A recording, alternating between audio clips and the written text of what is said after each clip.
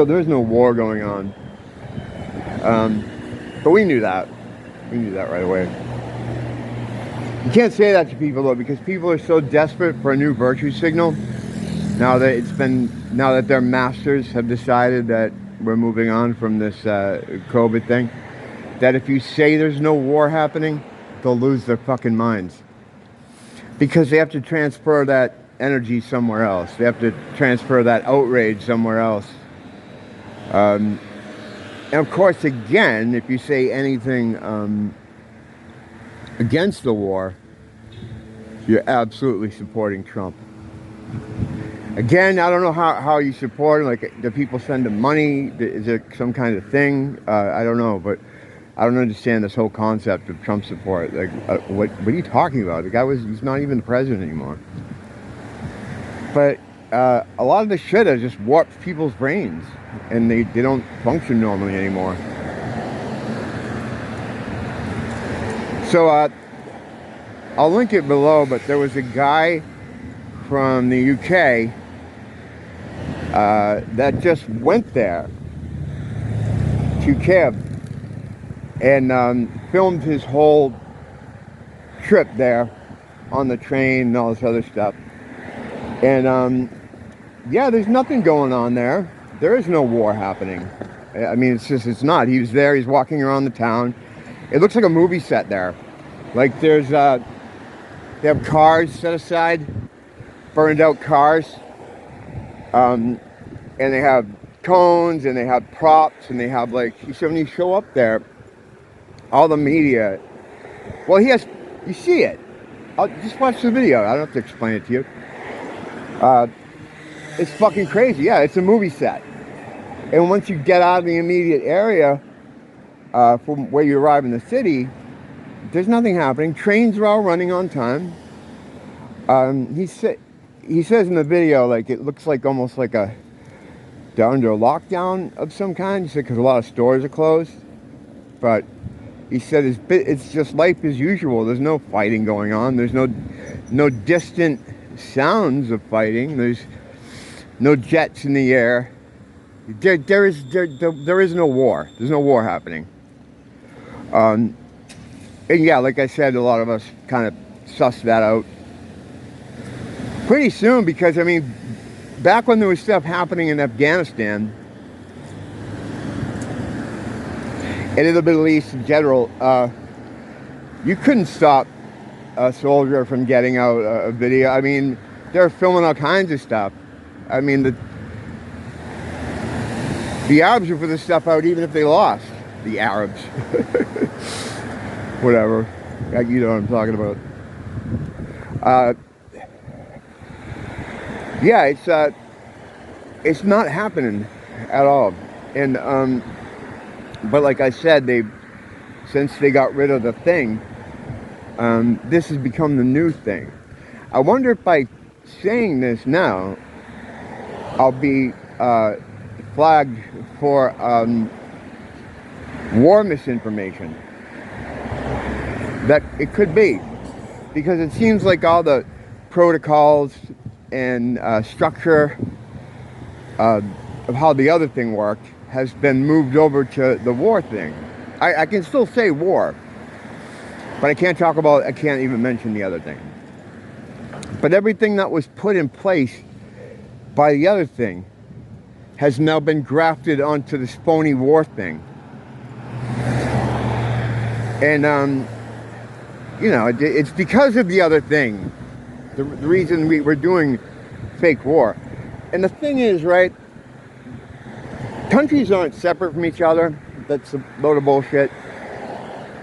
We've had that one world government that they talk about being so afraid of. It's been here for a long time. We've always had it, you know? We've always had that one world government. It's not coming, it's here. These guys, you know, they meet to discuss how they're going to play out the script over the next, they have these G8 meetings and summits and Bilderberg, and here's what we do, we're going to do this. But, you know, I'm still hopeful for people to come around It's happening, you know, more every day. I don't know when enough people can see. Uh, I don't know. I don't know what critical mass is. I think it's just, from what I understand, um, when and the awareness has reached critical mass, something will happen. I don't know what. I don't know if it's something you'll see physically or something that's just something you won't see at all. There'll be some kind of transformation, possibly spiritual. I don't know.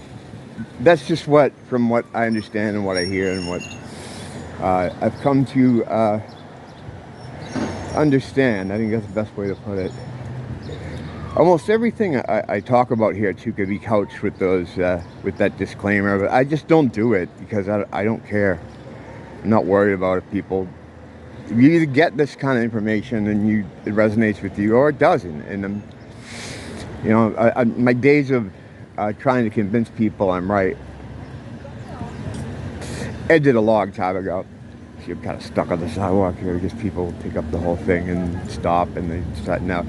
The thing is, I'll have to look like a psycho. Well, yeah, see. It happens a lot. Like, you got to get that breakaway speed where you got to get through or around people. Because they don't realize there's other people outside. It's just lack of self-awareness I've mentioned here many times.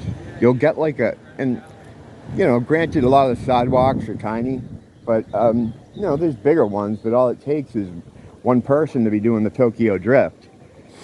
And the Tokyo Drift being named such as something I noticed first among Asian tourists, where you'll get one or two of them on a large sidewalk like this, but they'll walk in a drifty manner, like they'll drift back and forth, so that, and then after a while I realized, no, it's not just an Asian thing, it's an everybody thing. Everybody does this, but I still call it the Tokyo Drift.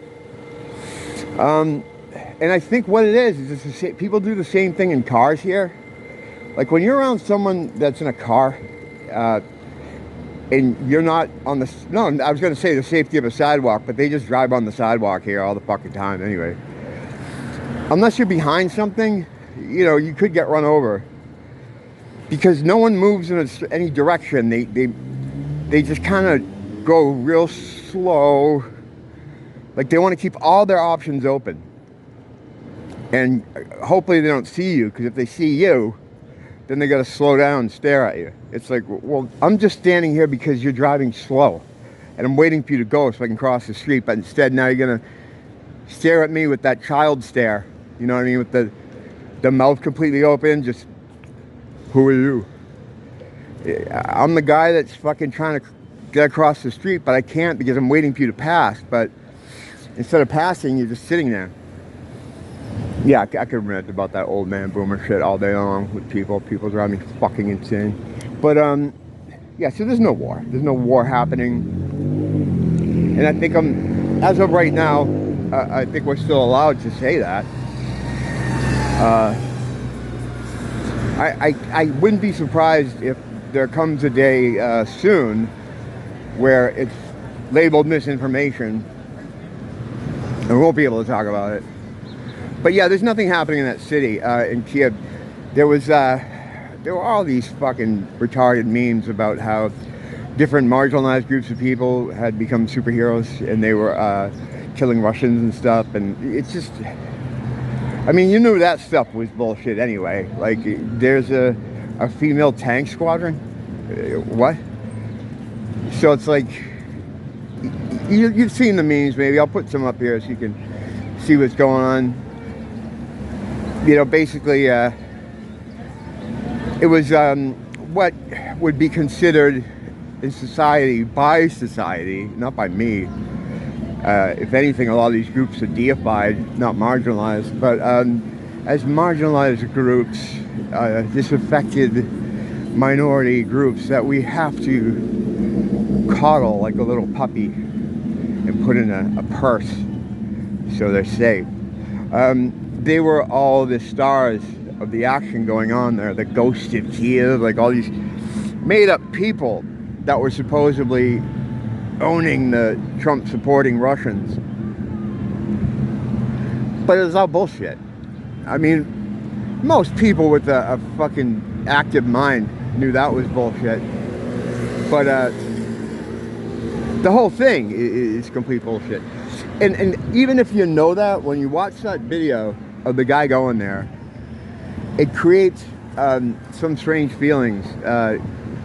Even though you know it's fake, right?